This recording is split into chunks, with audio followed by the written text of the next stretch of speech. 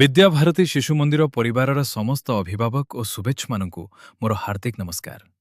ଆଜି ଆମେ ଦେଖିବାକୁ ଯାଉଛୁ ଆମ ପଞ୍ଚମ ଶ୍ରେଣୀର କୁନି କୁନି ପିଲାମାନଙ୍କ ହାତରେ ତିଆରି ହୋଇଥିବା ପ୍ରଭୁ ଶ୍ରୀ ଜଗନ୍ନାଥଙ୍କର ଅତି ସୁନ୍ଦର କଳାକୃତି। ଆମର ଶୁଭଶ୍ରୀ ଗୁରୁମା ପଞ୍ଚମ ଶ୍ରେଣୀର ପିଲାମାନଙ୍କୁ ଏକ ଛୋଟିଆ କିନ୍ତୁ ଅତ୍ୟନ୍ତ ସୁନ୍ଦର ଓ ଶିକ୍ଷଣୀୟ କାର୍ଯ୍ୟ ଦେଇଥିଲେ। ପିଲାମାନଙ୍କୁ କୁହାଯାଇଥିଲା କାର୍ଡବୋର୍ଡ ବ୍ୟବହାର କରି ନିଜ ନିଜ କଳ୍ପନା ଓ ସୃଜନଶୀଳତା ଅନୁସାରେ ପ୍ରଭୁ ଶ୍ରୀ ଜଗନ୍ନାଥଙ୍କର ମୁଖମଣ୍ଡଳ ବା ଚିତ୍ରକୁ ସୁନ୍ଦର ଭାବରେ ପ୍ରସ୍ତୁତ କରି ଆଣିବା।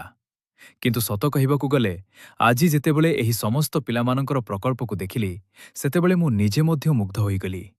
କାରଣ ଏହା କେବଳ କାର୍ଡବୋର୍ଡରେ ତିଆରି ହୋଇଥିବା କିଛି ଚିତ୍ର ନୁହେଁ। ଏହା ହେଉଛି ଆମ କୁନି କୁନି ପିଲାମାନଙ୍କର କଳ୍ପନା, ଶ୍ରଦ୍ଧା, ସୃଜନଶୀଳତା ଓ ନିଜ ହାତର ପରିଶ୍ରମର ଏକ ସୁନ୍ଦର ପ୍ରତିଫଳନ।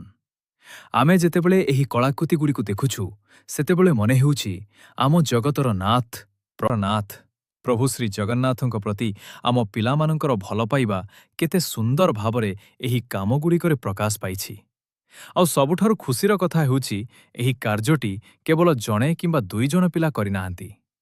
ପଞ୍ଚମ ଶ୍ରେଣୀର ସମ୍ପୂର୍ଣ୍ଣ ଶ୍ରେଣୀ, ପୁଅ ହେଉ କି ଝିଅ, ସମସ୍ତ ପିଲା ଅତି ଆଗ୍ରହ ଓ ଉତ୍ସାହର ସହିତ ନିଜ ନିଜ ହାତରେ ଏହି ସୁନ୍ଦର କାନ୍ଦର କାର୍ଯ୍ୟଟି ପ୍ରସ୍ତୁତ କରି ଆଣିଛନ୍ତି।